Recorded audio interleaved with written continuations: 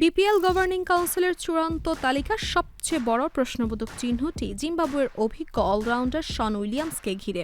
জানা গেছে ৩৯ বছর বয়সী এই ক্রিকেটার ক্যাটাগরি সিতে নিলামের জন্য তালিকাভুক্ত হয়েছেন, অথচ জিম্বাবুয়ে ক্রিকেট তাকে দীর্ঘদিন ধরে মাদকাসক্ত থাকার কারণে কেন্দ্রীয় চুক্তি থেকে বাদ দিয়েছে।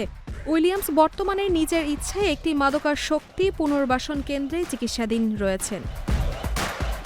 পর্যবেক্ষকরা বিস্ময় প্রকাশ করে বলেছেন, বিসিবির বাছাই প্রক্রিয়াটি এতটাই বড় ছিদ্রযুক্ত যে আন্তর্জাতিক দল থেকে শৃঙ্খলাজনিত কারণে বাদ পড়া এবং পুনর্বাসন কেন্দ্রে থাকা একজন খেলোয়াড়ও কিভাবে অনায়াসে ফ্র্যাঞ্চাইজি লিগের চূড়ান্ত তালিকায় স্থান পান।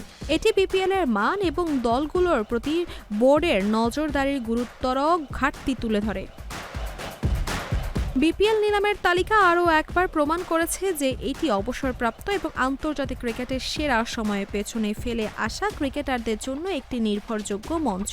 ভারতের লেগ স্পিনার পীযূষ চাওলা, যিনি গত ৬ জুন আন্তর্জাতিক ক্রিকেট থেকে অবসর নিয়েছেন, তিনিও নিলামে থাকছেন।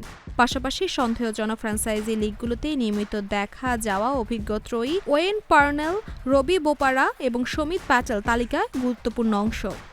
আন্তর্জাতিক ক্রিকেটে যাদের প্রয়োজনীয়তা ফুরিয়েছে, বিপিএল তাদের জন্য যেন অবসরের প্রস্তুতিমূলক ছুটি।